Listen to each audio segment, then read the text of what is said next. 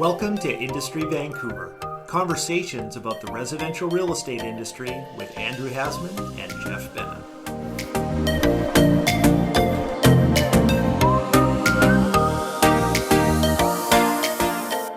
Hey, good morning, everybody.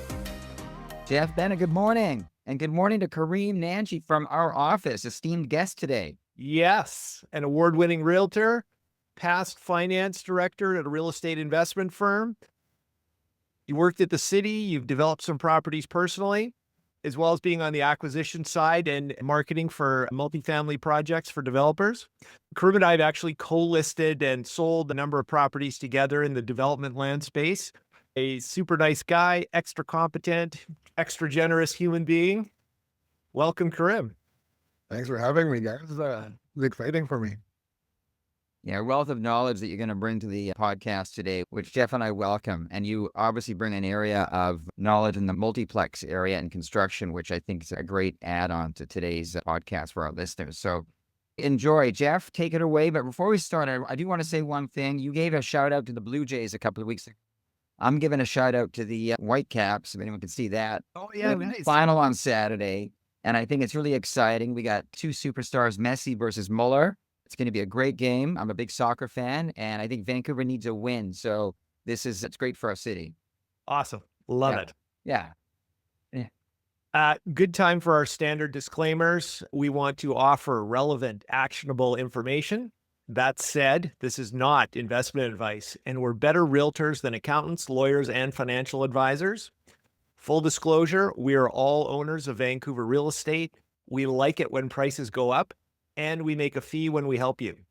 Also, if you're enjoying this, forward it to a friend. And subscribe to the channel. Subscribe to the channel, yes. Yeah, right. Like and subscribe. Is that what the kids say? All right. I saw a headline last night that I was reading, and it said that the board is on track to have its worst year this century. And I know it's their job to get eyeballs on stuff, but I thought that was a bit over the top. So I went back and checked the data, and it's likely going to be accurate, but I wanted to put some perspective on it. So if I go back over the last 10 years, there's been a range of the number of sales in a given year. Anywhere from, I think, almost 44,000 was the highest in 2021. There's been a lot of years in sort of the mid to higher 30s, even some into the 40s. The last few years, we've been tracking just under 29,000, just under 27,000, 26,000. In 2008, the global financial crisis, 24,626 sales. So this year so far, there's been about 22,500 sales published on the MLS. And we're probably going to end up the year around 24,000. So yes, it is correct. There's still going to be 24,000 homes sold this year, which means that 48,000 people bought and or sold. So there's two sides of every transaction, right? Yeah, I think you're just trying to sugarcoat it. And I agree. There's been up thousands of people have bought and sold, that it has been a quiet year. It's been actually unprecedented. I mean, you and I have both been in the business for over 30 years. Yes. And this is one of the most prolonged sort of quiet stretches we've been in the market. And this year, of course, is sort of off the charts. It's definitely quite something. When I heard the same statistic, 25 years, quarter century, and I was kind of blown away. I wasn't aware it was actually that slow a year, but yeah, interesting, right? It's been an eye popper. There's no question. The thing that I wanted to underscore is that it's not like no homes are selling. And yes, there are less homes selling, but it's not half the amount. It's a little bit less. And yes, it will be the lowest. That said, if you've got a great agent, you're realistic about the market, and you've got a good home, well presented, properly marketed, and well negotiated, you can still sell. You can still sell quickly and take advantage to trade up, to downsize, find that once in a decade place when it comes on the market. I guess I'm just feeling a little bit more positive about things than the headline would indicate. And I also think back to 2009, after the global financial crisis. Coming out of 2008, everyone was pretty pessimistic. And it ended up in 2009 being a great year for the number of transactions. I mean, prices didn't really start moving yet, but there was still a lot of sales and nice for us, not that many agents working. Yeah. And I think that as we get into 26, I've been saying this in my newsletters. I think once we get into the spring, I think we're going to start to see increases over the same period last year. And that's going to sort of fuel a little bit more of a positive buyer sentiment as we start to see some sales increases. And I think that's going to set us up for a slightly better 26 than 25. So I'm slightly optimistic that the year coming, it's not going to be a boom year. I don't think prices are going to start rising, and if they do, it's very slight. It's more just we're going to see activity levels pick up. And you and I have talked about this before, Jeff, is that people can only put their plans on hold for so long. They got things going on in their lives, whether it's retirement or they've had kids and they need more space. And at some point, people have got to get off the fence and buy or sell just because things are going on in their lives. And I just think we've hit the bottom. That's my feeling. And I think we're going to start to see 26 turn the corner. That's what I'm feeling. Karim, what are you seeing out there from the developers? What are they talking about? Yeah, so on the development side, like when you're talking about the bigger developers, definitely I would say that they're kind of looking at, hey, I've already got a lot of inventory in the pipeline, and some of my projects I'm actually in hold mode. I'm not actually going to develop these right now because they just don't see a market or a path to sell some of that product. So they've got essentially a pipeline for the future, or depending on the developer, some of these guys that were trying to move up to a larger scale developer, they're actually in a bit of financial trouble. So some of the lenders have either taken over their projects, there's court ordered sales, there's foreclosures. So that's more in the condo space. I would say that space is there's just too much product there. I think the condo market's going to be lagging for a little while. Yeah. Personally, I think those premium condos though, like a Yaletown view condo to me that has an unobstructed view, well, you're not going to replicate that, Yeah. right? So it's a one of a kind. This is cookie cutter, a 2-bedroom, 2-bath that's like 700 square feet in all these new development. There's going to be just a flood of those in the marketplace. So as an investor, I'm not high on condos right now, but I think for a buyer that wants to get into a condo, they have a lot of opportunity and a lot of purchasing power and a lot of negotiating power right now for the product that's on there. Now, on the smaller scale, when we go down to townhouses, multiplexes, duplexes, there's definitely been a slowdown in that area. And there were a lot of people that were going into that place. So you'll see some really nice product actually on the market. And you're seeing it starting to burn through. People are starting to buy it. It may be trading at a lower number than the developer had hoped for when the market was hotter, but we are seeing some movement there. The issue though is that the land cost has to come down because the cost of construction just has not come down at all. In some cases, actually gone up. And so, yeah, because the tariffs are actually causing some of those products that we would have been putting into new units are actually cost a little more. So labor is essentially flat. It hasn't really gone down, but it had gone up so much. And there's still a lot of work for these guys. Some of those projects that were condo buildings have turned into rental buildings. So construction workers still have a lot of projects to work on. So their labor cost hasn't really dropped. Well, it's interesting too, because sorry, Andrew, we haven't seen the amount of rental buildings, like purpose-built rental buildings, since the 50s or the 60s in the amounts that it was being built, right?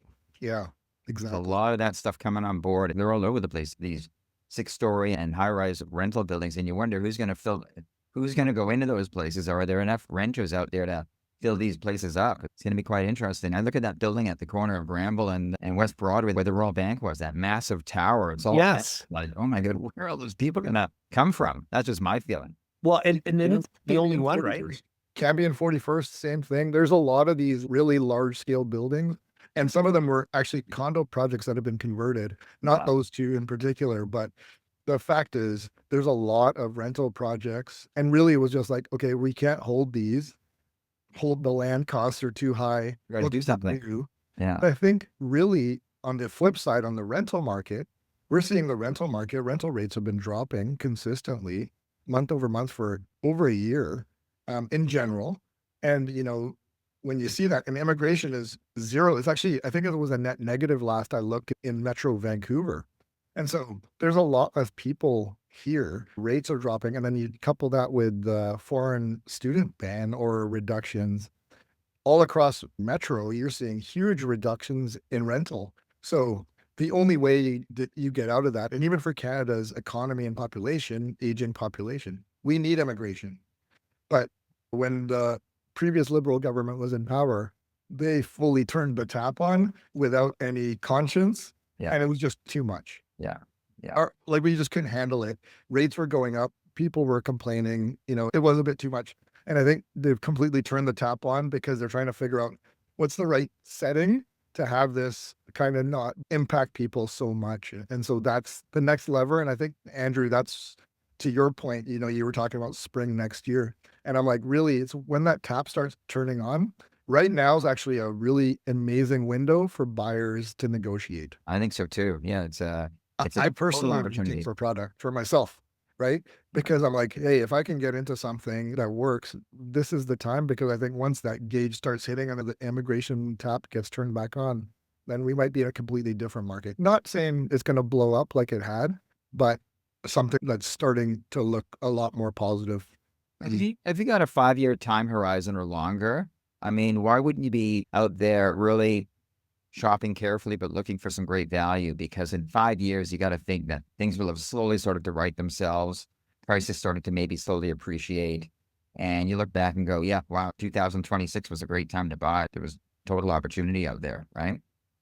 Karim, let me ask you this. Do you find that if there are sort of medium or medium-sized developers or new developers whose eyes were a little bit bigger than their abilities, they've contracted to buy sites or they're actually sitting on sites partially through development, is there an opportunity for some of the larger, more established developers to go back and take a look at some of those sites? Like I can remember in 2016, 2017, the Canby corridor, the prices that they were getting there, and I know there was a lot of sites that turned over.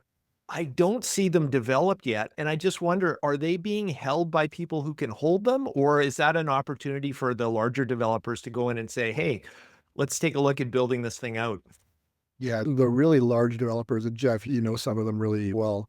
I think they're in pick and choose mode, right? Yeah. And with the really large developers, they have so much governmental influence. They're in conversations with different levels of government regularly that they can pick and choose to a point where they're like, hey, those guys are in trouble.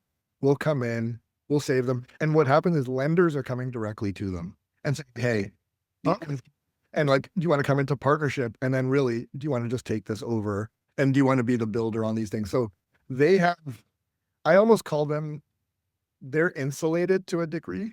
Like, Yeah. they may have been hit with like the prices getting reduced, but in a lot of cases, those really, really big players, they don't get impacted like that next tier down.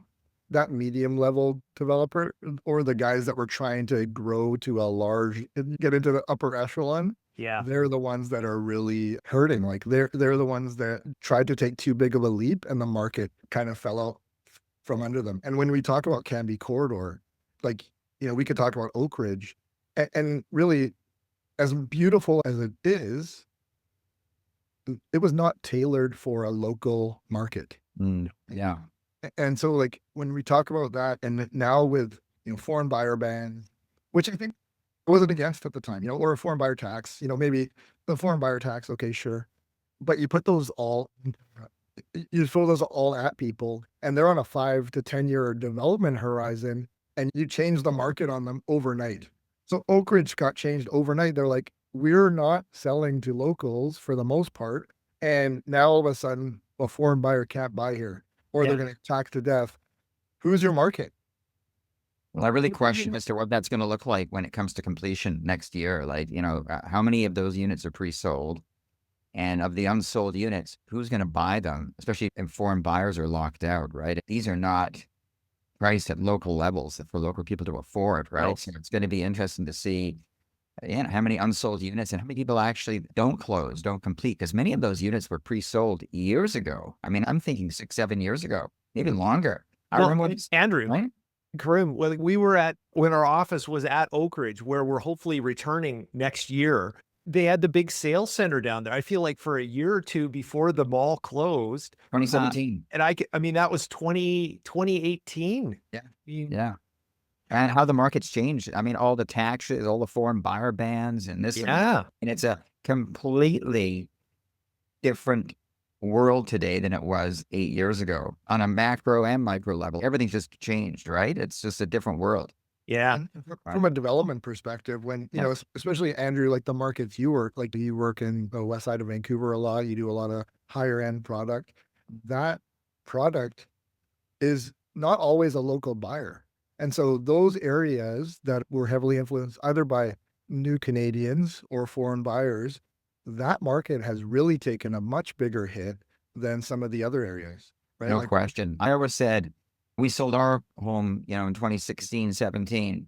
And I remember we sold because I knew that when the tap turned off eventually, and it would from all this foreign capital flowing in, that these high priced properties would start to deflate. And it's taken a while, but in the last couple of years, we've seen some pretty hefty price decline at that end of the market because locals can't afford a $4, $5, $6, $7 million plus home. It's just not in their affordability. It's not in their range, that's right. right? So, Okay. In November, I'm just gonna sort of bring it back a little bit more sort of localized and current. So I'm looking at all residential sales across the board. November of 2025, 1850. Last November, just about 2200. So actually down activity wise about 15%. And November 25 sales actually 20% below the 10-year November average.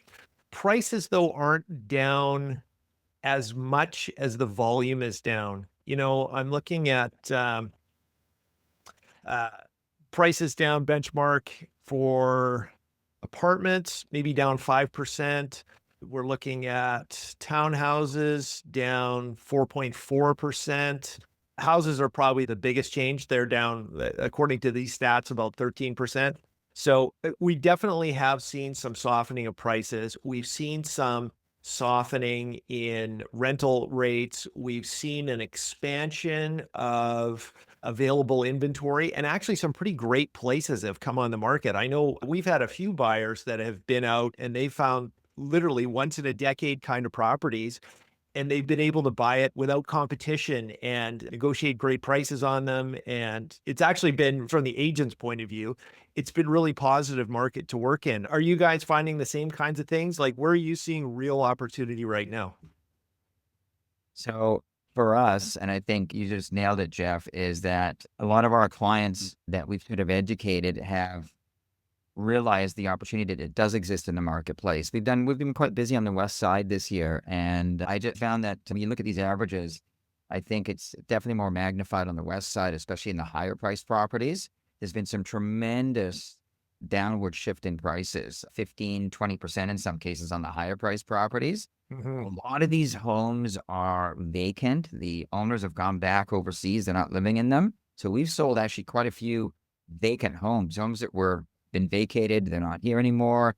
And they've been on the market for 150 plus days, some of these properties. Yeah. And that's where there's some good opportunity. I've said to my clients, if you can find a house that's vacant and the seller's gone back to where they came from or whatever, and they've been on the market for 6+ months, definitely some good opportunity out there, right? There's some tremendously good price adjustments. But then again, not every seller is that motivated. We've got a listing right now, and the seller just doesn't want to budge on the price, and that's fine. It's overpriced. It's not going to move, most likely.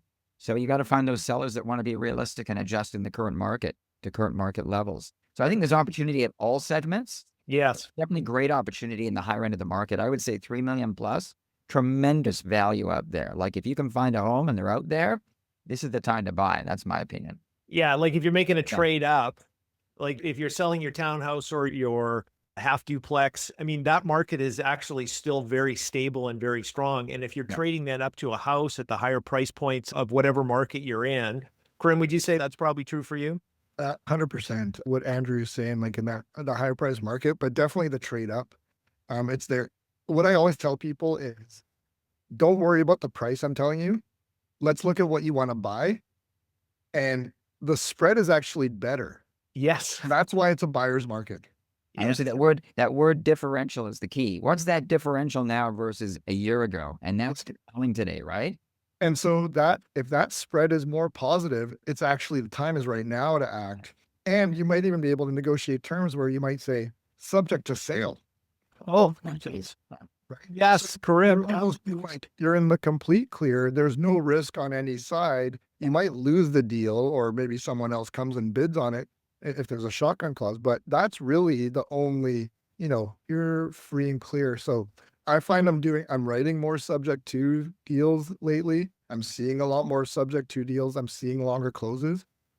One of the other things I like to look at, I had a client that was looking for, I wouldn't say it's a second property, but something like almost like a downsizer property for themselves. And they would get all the listings sent to them. And the ones they'd always ask me about were these beautiful, really well staged, curated pictures.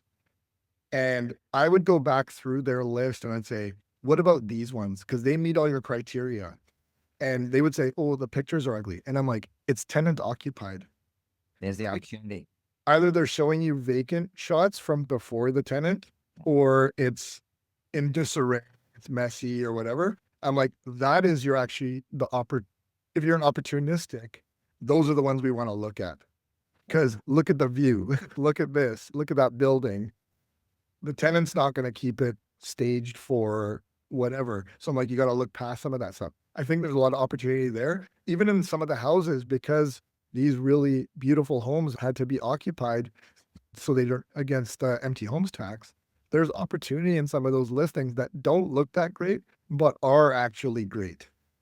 It's Andrew, I'm sure you're the same way. We always look and see who's got the worst photos, the poorest description, hardest to access. And listen, the listing agents are doing a massive disservice to their clients in many respects, but that's where the opportunity for us or the buyer's agent is. And the buyers, that's where they're going to get potentially the best deal. And again, we've been into many homes this year that are only sort of 5 to 10 years old. And boy, oh boy, they feel like they're 10 to 15 years old. The sidewalks haven't been power washed. The gutters are overflowing. There's weeds growing out of the flower beds. They haven't serviced the furnace since day one. Just a lot of poor or no maintenance. And again, crappy photos. And that's where the opportunity is. There's no question about it in most cases. And again, we just sold a home which had a number of easy to deal with deficiencies. But I could see how those deficiencies would really turn off a lot of people. And they did. But our buyers came in and got a phenomenal value by recognizing that. Yeah, perfect. Right? I think if anyone wants to build for themselves, you can go and find a lot right now. The value of land is actually the lowest it's been in quite some time, because a lot of developers either, like I said before, they have too much product. They're trying to burn through their current product. And really the prices are still a little too high for them. But if you see a property on a piece of land that you like in an area you like, and you want to personally build, you don't have to get that profit line in there. You can actually get the home you want, where you want.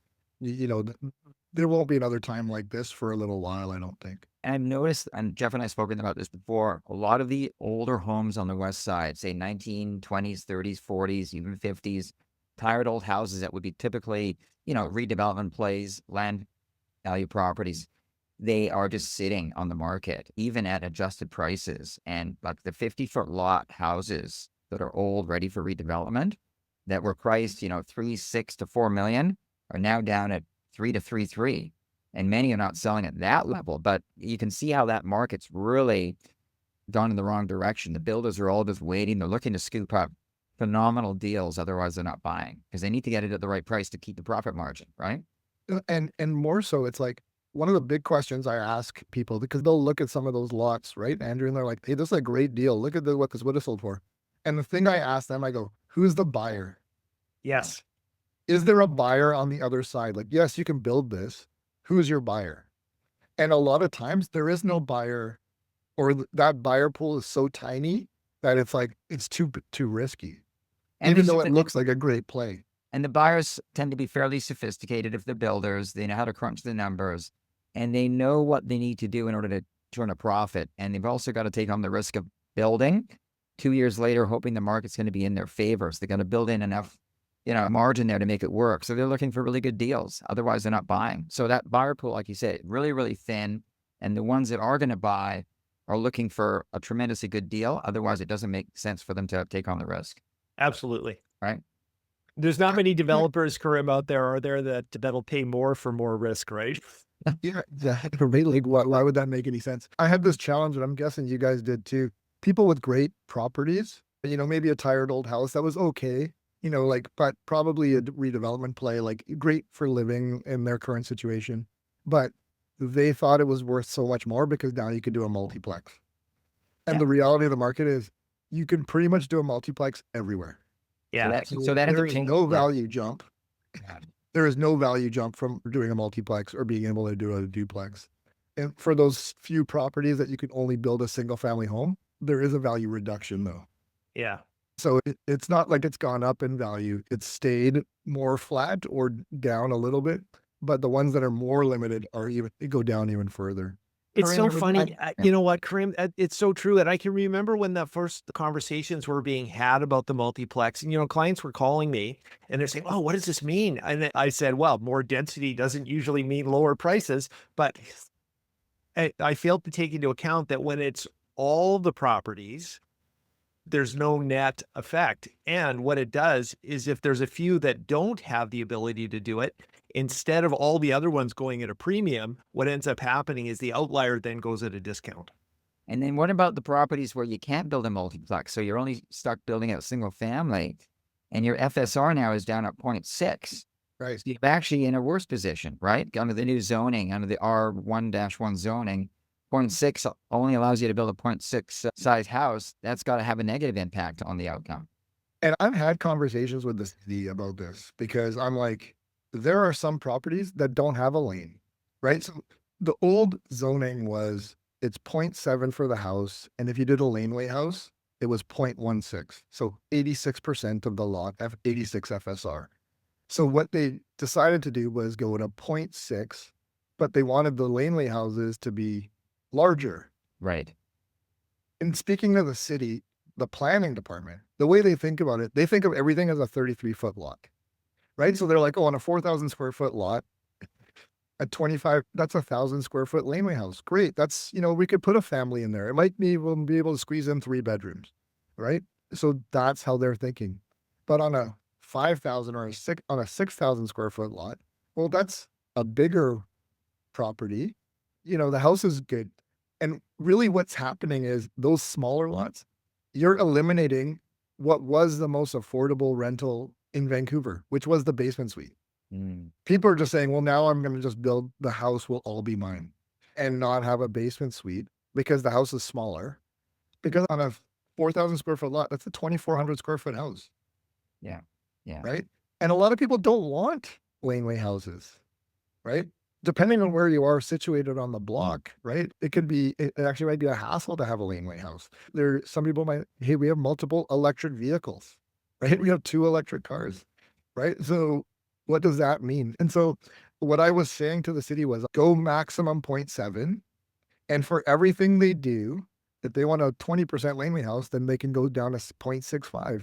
Still stays within your 85% FSR window that you had. And I go, and it should be able to go up to 0.75 really, right? Let them have a big house with suites or whatever. And maybe the same with duplexes, like let duplexes go up to 0.75 because that matches some of the other zones. Like, I don't think we should be like that 5% actually makes a difference in layout. Yes. And how much is Especially in the in ground? duplexes, right? So maybe houses top out at 0.7, duplexes 0.75, multiplexes, the full 1 FSR. So I've had those conversations and they were well received, especially by the senior people. They understand that. But the planning department, they're always thinking about the smallest lots and how to put the right kind of density on.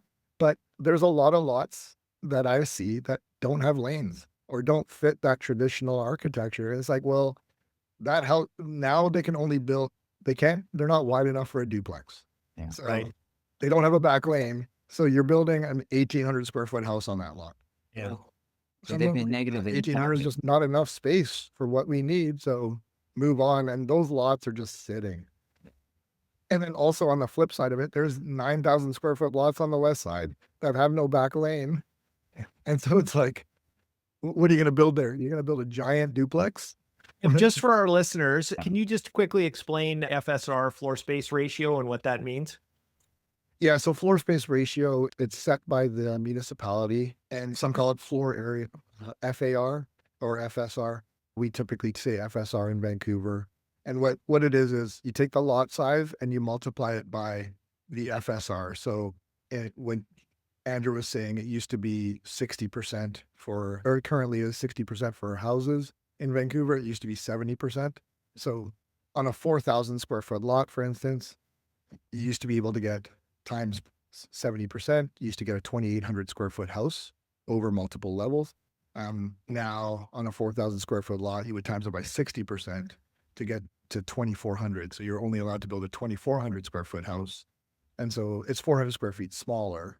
And really that density has moved now. If you want to build a laneway house, which used to be 16%, now you can build up to 25%. So your laneway house is now taking up the difference. It is making up the difference if you want a laneway house. And that's the thing, though. It's if you want a laneway house. So I think part of their reasoning behind it is they wanted to push people away from building single family homes. The reality is, in my mind, a single family home can actually be more affordable to someone. I know for myself, when we built our home, we have a basement suite. We also have a laneway house. That rental income actually made more sense than me building a duplex. Right. And I would have been in less space. I couldn't build a duplex at the time we built our house. So that's almost irrelevant. But, when people start factoring in those, or, mom and dad are going to live with me because they're older, like you can have some, whatever rationale you have. But I think that affordability piece, there is an affordability piece to that. For some people, especially the younger people that are trying to do that move up, it makes it a bit more challenging when you start going to 0.6. I don't know. I think the dream for a lot of people is still that single family home. Yes, It is, and I think it's getting harder and harder to attain. it is. And Actually, you touched on something that we should probably get into, just given the time of year that it is. So we're seeing a lot of families buying together. We're seeing a lot of conversations around the family home. So, a very typical thing that I'll hear about often in January is, oh yeah, we got together as a family over the holidays. Mom and dad were there and they said, wow, gosh, the house is just getting to be a little too much for us and we want to move and sell. Or the kids are having or the adult children rather, they're having the conversation with mom or dad saying, gosh, you know what? The house is really big. Maybe we want to stop worrying about you so much. Maybe it's time to sell that. Have you guys got any thoughts or advice for families when they're getting together to talk about different generational housing needs? Well, call us the realtor. We can come in and tell them exactly what they need to do. That's why we always get these phone calls in. In fact, we just had a call yesterday from someone, exact conversation. Want us to come in before Christmas because they're going to downsize and they want to declutter and the whole thing, right? But you usually get those calls in January for kind of February, March listings, right? So again, I think it's just mapping out a game plan for them, getting their home market ready, educating them on the market, making sure they're fully aware of what their home is currently worth. They're probably a little bit out of sync with the market because it has changed. Yes. So you want to educate your clients, have good data to back up and show them why you're saying, well, this is what the market is and why that is, because you got the data behind it. And then, finding out what their needs are. And then look, not to keep being repetitive, but there's great opportunity, whether they're going to go downsize, go lateral, or whatever. The opportunity's out there. So it's really, and I think when it's a retirement or a retired couple downsizing out of their big house, it's not always so much, the numbers are important, but it's also, their needs have changed. So it's now a case of things are going on in their lives that are precipitating them to need to move. And so regardless of what the numbers look like, this is the right time for them to make that move because 4,000 square feet is too much space for them to maintain and manage. And it's beyond their ability at this stage, right? So it's really knowing the market, coming to terms with it, and then identifying them. And there's opportunity at all segments of the market. Yeah, and timing your life. Karim, would you say they're better off, like if you're downsizing, I guess if you've got the financial means, it's an easy answer. You buy whatever you're buying first, and then you sell your house for what you can sell it for.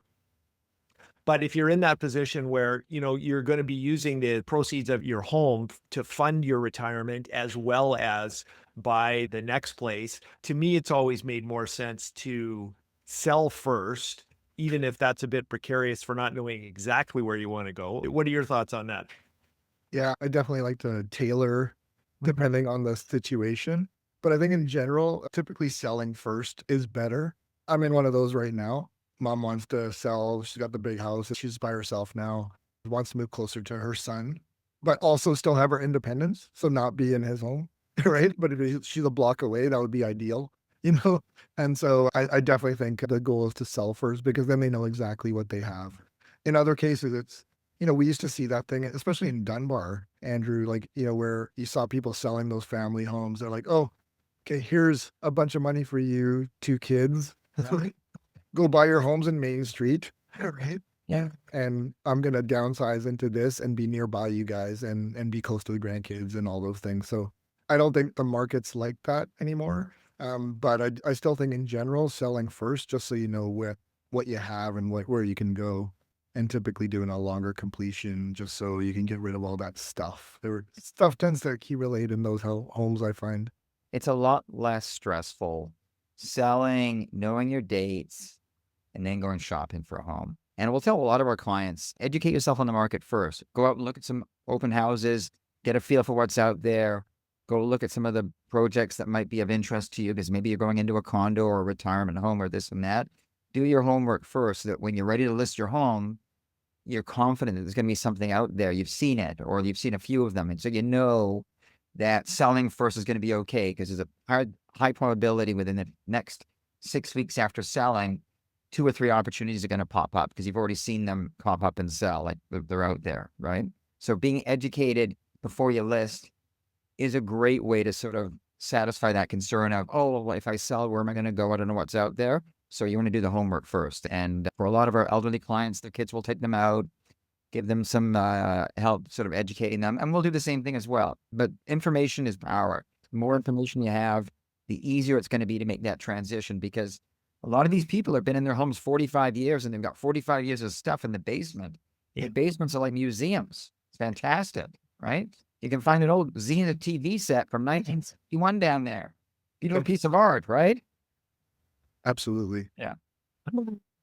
Well, and as part of that conversation too, I think it really comes into center stage when people start thinking, well, how much is it actually costing me to run this house? Like, even if they're deferring their property taxes, that's a big chunk of it. They've got their home insurance, they've got all the utilities, maintenance and repairs.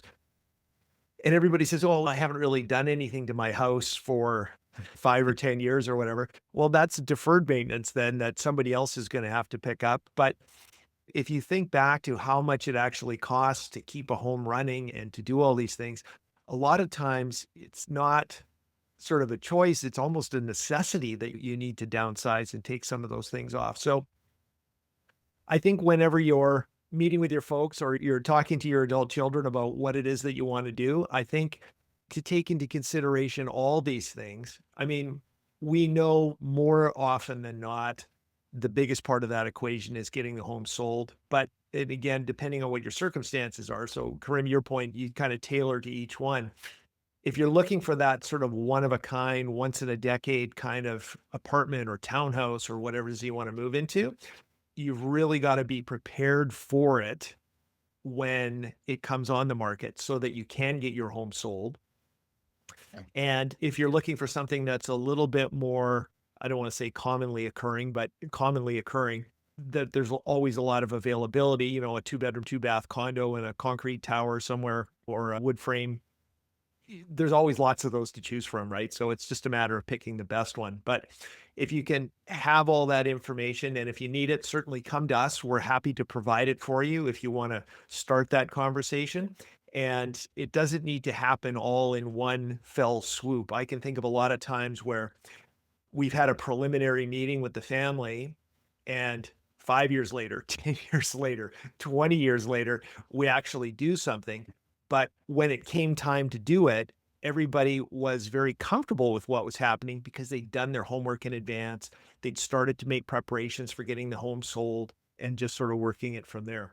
The other thing too, and we're seeing a lot of this, is some of our older parents, they're starting to take in some of these tours of some of the great retirement communities, tons available around Vancouver and lots of different options. You'll go for a tour, you have a little lunch, you'll check it out and you kind of get comfortable with it. And I don't know what you guys have experienced, but by and large for us, just about everybody that I've known that's moved to that, if they've done it sort of young enough that they can go and cultivate some new friendships, buy in and be a part of that community, in a lot of cases, they've really come back to life, like in a way that we were starting to think they were on the downward trend. And all of a sudden they're invigorated, they're excited, they're getting up, they're going down for coffee, they're meeting their friends, they're going on a bowling excursion, like whatever they're doing. And it can be a very positive move. It doesn't necessarily need to be a bit of a downer. I can remember a couple of years ago meeting a client at Crofton Manor on 41st, and she had me meet her in the dining room. And I said to her, "It's like being on a cruise ship. It's like maybe it's not moving, but I feel like it had a cruise ship environment to it." And since then, we've been to a few of the independent living homes because of our clients who transitioned. And Jeff, you're bang on. Everyone that's moved in that we know, it's been a really positive experience for them. And the big part of it is really just the socialization. Yeah. And all the activities. I think they're fantastic. I mean, there's that new one that's being built right now at 45th and Granville. Amica are building that massive Yes. independent living. And that's because they know that the baby boomers are getting to the point now where they're retiring and many want to move into that type of environment. I think they're fantastic when the time is right. There's so much going on in those, and I think it keeps the residents young and active. I think it's a fabulous model, no question. I was really reminded of this. I was out for a walk with a mortgage broker, and we're walking along having a cup of coffee just on Jericho. And coming the other way was this client of mine who they'd sold out of their apartment and they moved out to UBC, and just full of life, full of energy, just Yeah. super excited. And I just thought, oh my gosh, give me some of that. Yeah. Yeah. Well, how many seniors are sitting at home in an old house? They've been there 45 years. Maybe they're widowed. Yeah. The kids maybe visit them once a week. Social isolation. Yeah. Into one of these beautiful independent living complexes, and they're, as you said, they're dotted all over the city. I think they're not cheap, but if you've got a, like $3, $4, $5 million home, you can afford it, and it's a great way to transition, no question. For sure. Yeah. Go ahead. Can I jump in on something totally? Yeah. It triggered a thought. I remember when the city started coming out with multiplexes, and one of their big marketing ideas around it was, oh, this mom can stay in place. She can stay in the neighborhood. Agent Right? place. Yeah. That has not come to fruition. No. And the reason why is because even if your plan is to stay in that same property because you know all the neighbors, you still have to move out for 2 years.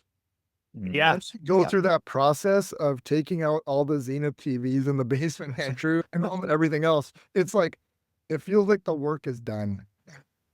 That the chances of them ever moving back, That's not going to not happen. going to happen. No. Right? Once they're out, and they're going to be to do a double move when you're 78 years old. It's not going to happen. No. It's too Right. much. Yeah. And so I thought that was always false marketing in my mind. And the reality is that's showing. It's really showing that. Good point. Good point. I'm just looking at the time and I'm thinking, what a great conversation. Perfect. And thank you. I want to add a little piece just for the end of our program today. And that's just coming from a place of gratitude. I know it has been a tough year for many agents, and I know that many of the clients are out there sort of feeling the pinch on things. And overall, though, I just want to say we're living in a great city. We're blessed by a lot of peace and great weather and these sorts of things. So as much as there is a lot of turmoil out there, this is my message of hope and happiness. I'm thinking we're probably going to have a good December. I think everybody take the opportunity to build those relationships, visit with people, reach out to a friend or your family and make that connection. Going into 26, let's do our year-end wrap up in January and our predictions at that point. Jennifer, I couldn't have said it better. I think feeling grateful. interesting times, a lot of turmoil out there. But at the end of the day, you got your health, you got your family. We live in a beautiful city. Nature doesn't get any better than this. Yeah. You Safe, think dry, it's and coming well up? fed, right? Yeah, absolutely. Absolutely. You Well, guys that coming up? concludes it for today. Hey, what a great to catch up today. And Karim, thanks for joining us. Good conversation regarding multiplexes and a bit of construction and all that stuff. Thanks for having me. Yeah. Thanks a million, guys. All right. Talk to you later. Bye for now. Thanks for tuning in today. We appreciate your time and your attention. If we can be of further help or information, we look forward to hearing from you.